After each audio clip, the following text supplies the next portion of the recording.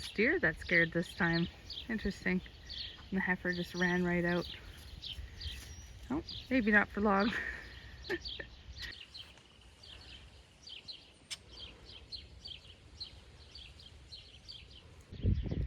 Well, we made the decision to put them out. We don't have a cow we can graft them onto, but there's a couple out here that they could steal from if they're so inclined. Beef cattle are different that way, especially if they're established with their calf already. But the calves could wear them down by being stealers. We're trying to lead them over to where the cows are. And of course they're curious about everything. If you've watched our videos, the little steer, he was born right in the mud at the end of that thing there. He was a twin. Mom just ditched him. It's okay, she didn't have any milk anyway.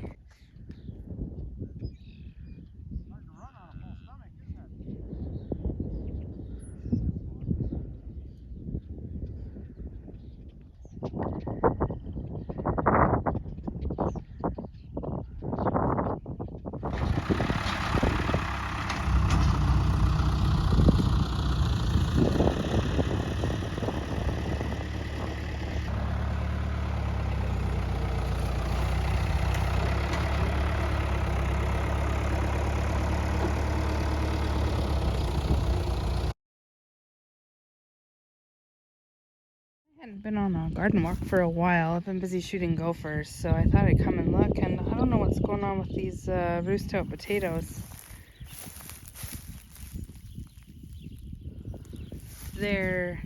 Some of them are super dead. And then some of them are pretty healthy, like down at the end there. I have no idea what's going on. I had some squash looking not very great. I wonder if these things drowned from all the rain. Holy cow, if that's what's happened, that's a pretty big crop loss actually. This was 250 of our potato plants in here. These ones in the ground over here that seem just fine, so I'm not thinking it was a hard frost. Though saying that, this is summer squash that's pretty unhappy. I mean, yeah, it got beat up by the rain, but also the leaves are a little brown. It is such a pain having the calves out in the field, and then the steer came this morning and not the heifer. So you gotta walk out, risk your life, because that steer wants to eat you. He's hungry. Ugh. And the heifer's probably laying down, can't see him. Oh, there she comes. You can tell when they start stealing because they're less likely to come for food, which is fine.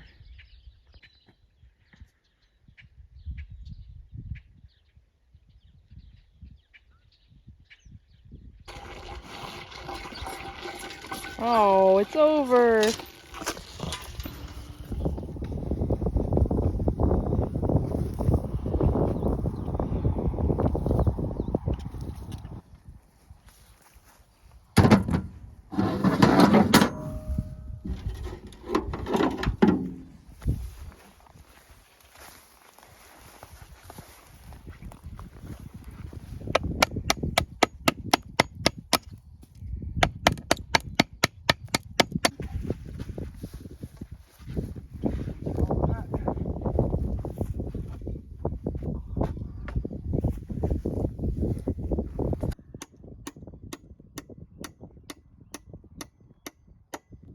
Well, this is our first trip back to the summer pasture after the rain event we had last weekend.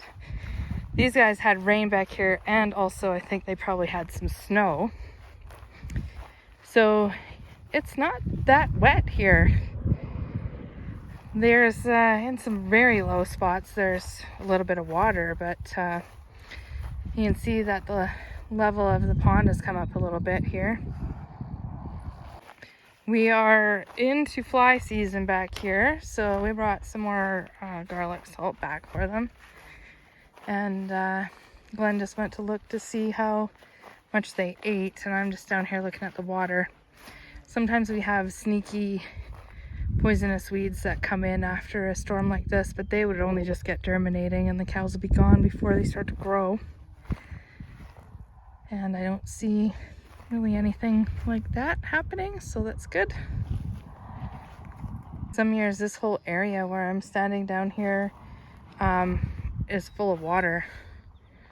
Just right full of water, runs down from up the hill there through this little cut here, and from to the left of me here also by where the old bridge is. But we can't drive through there today. So we were just back replacing the corner post on that gate you saw Glenn working on. The corner posts on the gates take a lot of pressure from the fence line, and they just eventually kind of tip over a little ways, and then you're not near as strong. And on the highway, you definitely want a strong gate. The Dukes of Hazzard Bridge. Oh yeah, there's water. That's where Glenn drove the truck through, and I said I'd never seen it go through there before. Looks like it'll be a while before it goes through there again.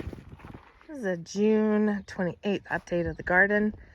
Wow, those 5 inches of rain. Holy cow, everything has grown so much in the last week.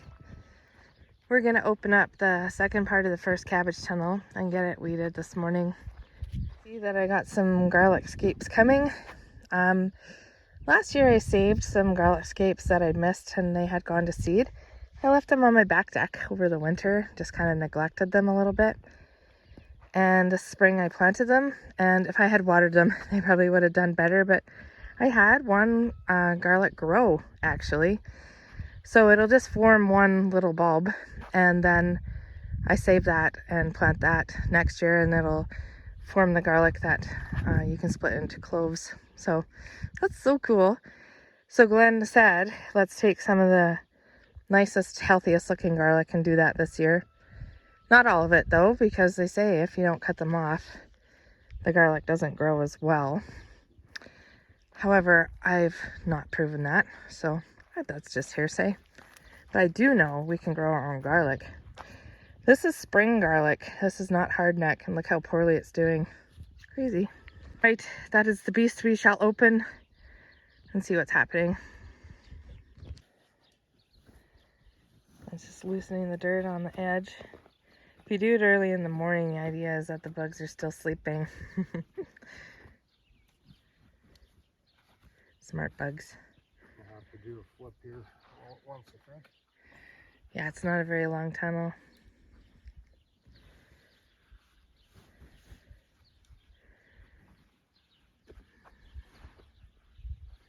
One, two, three. Oh, I see some cabbages. Okay. Cool. So we'll take out the weeds that are around the cabbages, and then we'll leave some in there like we did the last time. Wow, look at them. They're coming along. We haven't been hailed out since 2013. In 2012 and 2013, we were completely wiped out here at the farm. Crops, hay, gardens, everything. So this storm coming, gosh a day. I hope it just is loud and rumbly and looks scary and moves over.